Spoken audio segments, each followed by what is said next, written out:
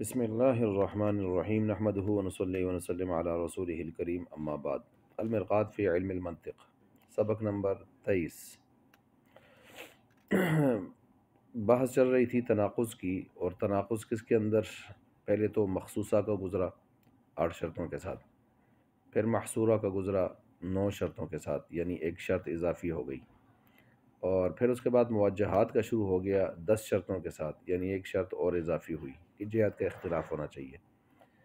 اچھا، جہت کا اختلاف ہونا چاہیے، اس میں اب ہم اس پر اس کلپ کے اندر اس کی مثالیں دے رہے ہیں۔ مثلا مصنف رحمۃ اللہ علیہ نے فرما دیا تھا کہ ضروریہ مطلقہ جو ہوگا اس کی نقیض ممکنہ عامہ ہوگی۔ ٹھیک ہو گیا، یہ جہت کا اختلاف ہوگا تب جا کے یہ تناقض بنے گا۔ اب اس کی مثلا اگر آپ دیکھیں یہاں پر مثال جو آ رہی ہے وہ یہ ہے کہ کل انسان حیوان بالضرورہ، ہر انسان حیوان ہے ضروری طور پر۔ اب یہ ضروریہ مطلقہ ہے تو اس کے اندر ضرورت کی جہت کو لایا گیا ہے، جہت کا اختلاف ہونا چاہیے، لہٰذا اس کی جو نقیض ہے وہ ممکنہ عامہ ہے، تو بالامکان العام کے ساتھ اب ہم اس کی نقیض لائیں گے۔ مثلا کل انسان لیس بحیوان بالامکان العام، ہر انسان نہیں ہے حیوان بالامکان العام۔ اب دیکھیں یہ اب جا کے تناقض بن گیا ہے، ایک سچا ایک جھوٹا، تو تناقض پائے جانے کے لیے گویا جہت کا اختلاف ضروری ہے۔ دوسری صورت لے لیں کہ دائمہ مطلقہ کی نقیض جو ہوگی مطلقہ عامہ ہوگی، مصنف رحمۃ اللہ علیہ فرما رہے ہیں، اور اس کی نقیض یہاں پر جیسے آ گئی ہے کہ کل انسان حیوان بالدوام، دائمہ مطلقہ۔ اب اس کی نقیض آنی چاہیے مطلقہ عامہ، تو اس کے لیے ہوگا کل انسان لیس بحیوان بالفعل، تو یہ اس کی نقیض آ گئی ہے۔ اچھا، اسی طرح مشروطہ عامہ، تیسری صورت مشروطہ عامہ کی نقیض حینیہ ممکنہ ہوگی۔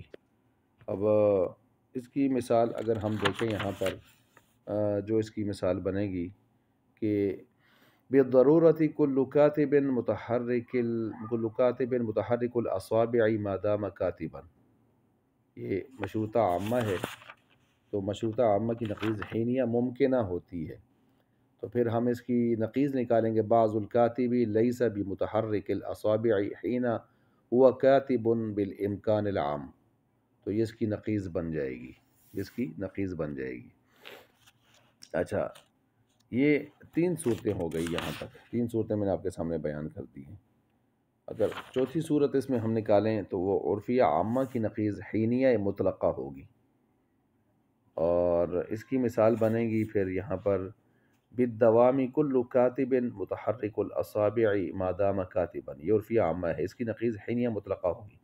بعض الکاتب لیس بمتحرک الاصابع حین هو کاتب بالفعل، یہ اس کی نقیض بنے گی۔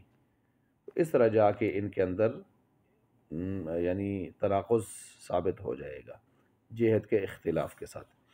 اب موجہات میں یہ تو بسائط تھے جن کو بیان کیا، بسائط جو 8 مشہور بسائط، ان میں سے بعضوں کا بیان ہوا کہ تناقض کیسے پیدا ہوگا اختلافی جہت کے ساتھ۔ اب موجہات میں دوسری جو قسم ہے وہ تو مرکبات کی ہے، تو مرکبات کو مصنف رحمۃ اللہ علیہ یہاں سے بیان فرما رہے ہیں، وَنَقَائِدُ الْمُرَکَّبَات، یہاں سے چنانچہ یہاں مصنف نے ایک ویسے تو بسائط کے سلسلے میں اس کے مرکبات کی نقیضیں جو یہاں پر نقیض نکالنے کے طریقے ہیں وہ مختلف ہیں، بہت سارے طریقے ہیں، لیکن ان میں سے ایک طریقہ مصنف نے یہاں پر اپنے اس قول سے بیان کیا، منہا مفہوم مردد بین نقیضی بسائطها، اس سے بیان کیا ہے، لہٰذا اس میں ہم بھی اسی کو لے لیتے ہیں اور اسی پر تشریح کرتے ہیں۔ یہ یاد رکھیں کہ پیچھے آپ مرکبات میں تو بسائط اور مرکبات کو پڑھ آئے ہیں۔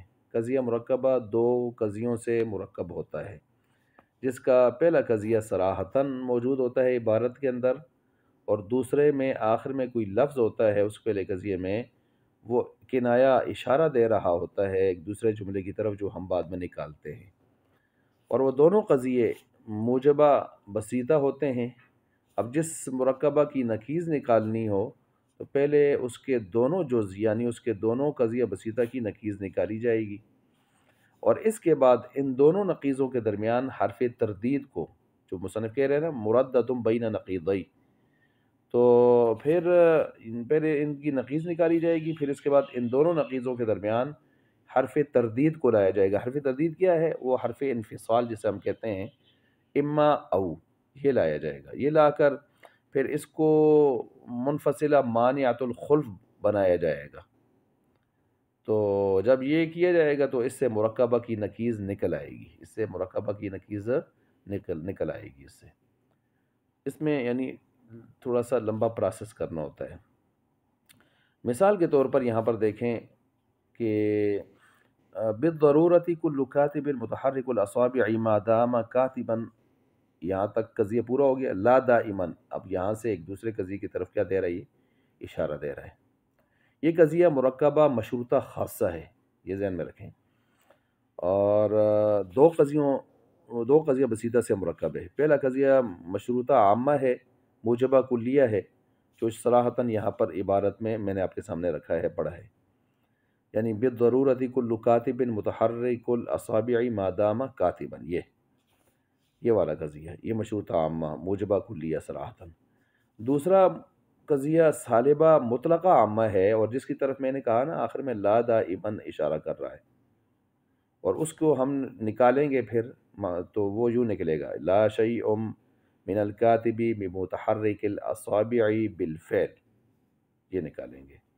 اچھا، اب دونوں کی جب نقیض نکال لی تو پہلا قضیہ موجبہ کلیہ مشروطہ کی نقیض سالبہ جزیہ حینیہ ممکنہ، یہ نکلے گی نا، تو پھر اس طرح ہوگا، بعض الکاتب لیس بمتحرک الاصابع بالامکان العام حین ہوا کاتب، اور دوسرا قضیہ جو سالبہ کلیہ مطلقہ عامہ کی، اس کی نقیض یوں نکلے گی، اس کی نقیض موجبہ جزیہ نکلے گی، موجبہ جزیہ دائمہ مطلقہ، مثلا بعض الکاتب متحرک الاصابع دائما، یہ اس کی نقیض نکلے گی۔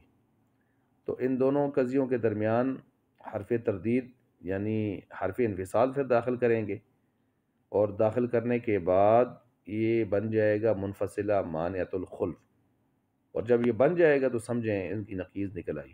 مثلا اما بعض الکاتب لیس بمتحرک الاصابع بالامکان حین هو کاتب و اما بعض الکاتب متحرک الاصابع دائما، تو پس یہ جو قضیہ مرکبہ مشروطہ خاصہ یعنی بالضرورت کل کاتب متحرک الاصابع ما دام کاتبا لا دائما، اس کی نقیض ہو گیا، اس کی کیا ہو گیا؟ نقیض ہو گیا، جو ہم نے پہلے بیان کیا تھا، تو سب سے پہلے ہم نے بیان کیا تھا نا، اس کی یہ نقیض بن گیا۔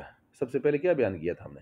یہی بالضرورت کل کاتب متحرک الاصابع ما دام کاتبا لا دائما، یہ تھا، اس سے ہم آگے چلے تھے۔ اب جا کے آخر میں جو نقیض نکلی ہے حرف تردید انفصال داخل کرنے کے بعد، وہ یہی نکلی، اما بعض الکاتب لیس بمتحرک الاصابع بالامکان حین ہوا کاتب و اما بعض الکاتب متحرک الاصابع دائما، یہ اس کی نقیض نکلی ہے۔